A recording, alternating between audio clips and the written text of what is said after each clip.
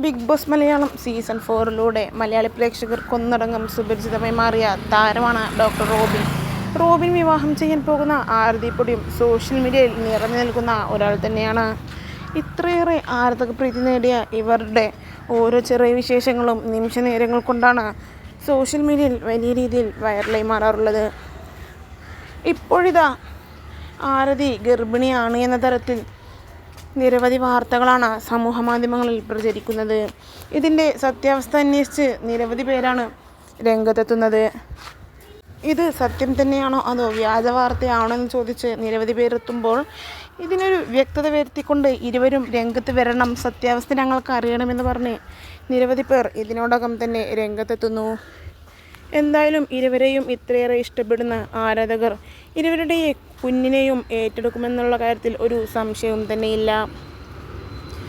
എന്തായാലും ഇരുവരുടെയും ഓരോ ചെറിയ വിശേഷങ്ങൾക്കും നിരവധി ആരാധകരാണിപ്പോൾ നിലവിലുള്ളത്.